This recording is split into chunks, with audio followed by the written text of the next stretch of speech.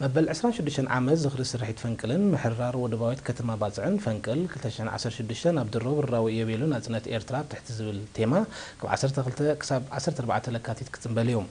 مسرت كبا هادي شماغل بعلا زبا سمينا وقيح بحرز بصحنا حبريتات صنبل نخبرو بزدمق اغباب نمكيات كوما وداسات سبورتاو نطفتات حزباو سلفي مشلام كتما بازار طباو مسنادوتاتن كالن مدبات تداليلو قال خبت مدبات دروت جميرو خمزلو استغسلت حبريتا ابت تصنبل نستاتفو نغاديان مقبال كل انتناو مدلوات كم تصاففه كاب 11 لكاتيتات حيزوم دما كاتو مخانما نصيروم اذا خمديلن كولو ايرتراوያን نبرت ريبابليك سودان زخر مبل 26 عامت سرحيت فنكل بخبز بلا دمقه تصنبيلمو ابت دبلوماسيات حلفت سيفيكاوያን ማህበራት ወከልት استفلالي ዩኒቨርሲቲታት عروق ኤርትራ ዝኾኑ ሱዳናውያንን ብርክት ዝበሉ ዜጋታትን ተሳትፎ ኣብ ካርቱም ዝተገብረ ጽንብል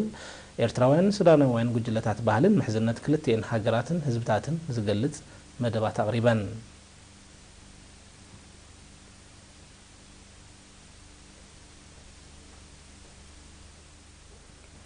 ሚኒስትር ዜና ስሉጥን ጽሑፍን ቴክኖሎጂ ስርዓተ መራኸቢታት ንምትእትታው ኣብ 6 ዞባታት ንዝነጥፉ ኣባላቱ ስልጠና ክህቀንዮም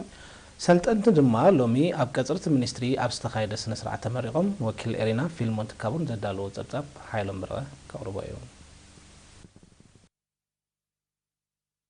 ሚኒስትር ዜና ሞያዊ ዓቕሚ ኣባላቱ ብምዕባይ ስሉጥን ጽፉፍን ቴክኖሎጂ ስርዓተ መራኸቢታት ንምትእትታው ዝሕግዝ ስልጠና ኣብ 6 ዞባታት ንዝነጥፉ ኣባላቱ ሂቦም እቲ ንክልተ ሳምንታት ዝቐጸለ ስልጠና መሰረታውን ኣምራት መቕራጽን ምቅንባርን ተንቀሳቓሲ ስእልን ድምጽን ኣጠቓቕማ ሶፍትዌራት ከምውን ምልኣኽ ኣህዛው ሓበሬታ ማለት ዲጂታል ዳታ ብመርበብ ዘጠቓለለ ኮይኑ ቀንዲ ዕላምኡ ካብ ዞባታት ዝለኣኹ ናይ ድምጽን ደረቕን ተንቀሳቓስን ስእልን ሓበሬታታት ብዝቐለለ ናብ ማእከላይ ቦታ ንምቕራብ እዮም ካብ ማእከላይ ቦታ ርሕቕ ኣብ ዝበለ ዞባታት ዝነጥፉ ልኡኻት ስራሓቶም ንምልኣኽ ግዜ ዝወስድ ስራሕ ክኽተሉ ምጽንሖም ዝሕብሩ ተሳተፍቲ ናይ ስልጠና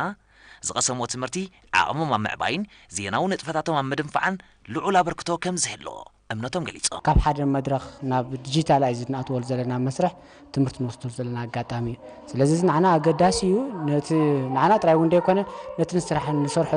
ኣብ ዞባታት ስኒ ቅድሚ ሕጂ ብዙሕ ፀገማት ነርና ካሴት ንምስዳድ ምድንጓይ ሕጂ ግን ዳርጋ ምስ ዓለም እንደላደለሉ ወይ ድማ ኣብ ሓደ መስመር ንመፀሉ ኣጋጣሚ እዩ እዚ መስርሕ ተጀሚሩ ዘሎ እዚ ትምህርቲ ብጣዕሚ ኣብ ስራሕና ዓቢ ለውጢ ዘምጽእ እዩ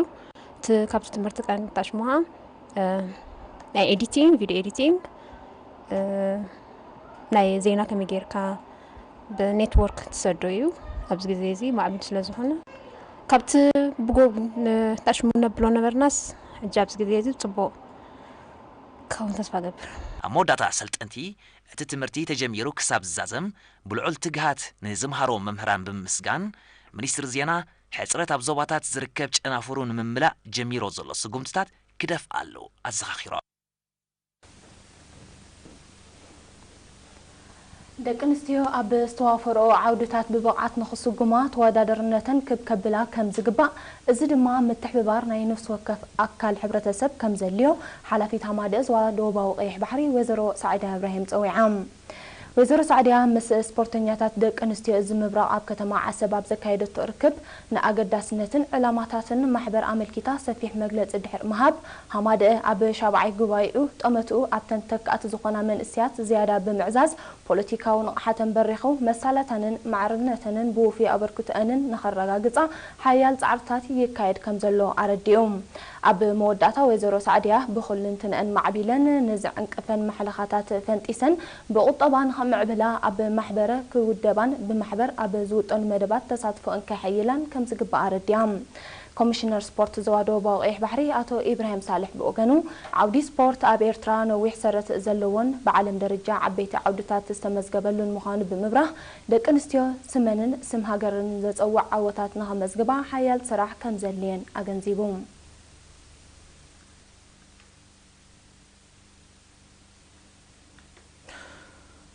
ከተማ ተሰነይ ምስ ዘለዋ ንጡፍ ንግዳዊ ንጥፈታት بقعت أقول لود زبات كلاتا كبن مبال بعتمناتي سراح خمزلو حلافة خفلو قطبا والمعات نوزوبا أتو إدريس أحمد سراج حبيرو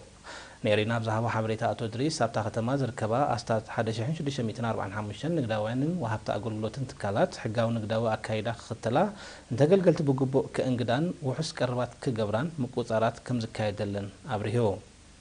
ሚኒስትሪ ንግድን ኢንዱስትሪን ጨንፈር ዞባ ጋሽ ባርካ ቤት ጽሕፈት ምቁጻር ንግድን ዞባ ተሰነይን ጨንፈር ሚኒስትሪ ቱሪዝምን ዘካይዶ ጥቡቅ ምክትታል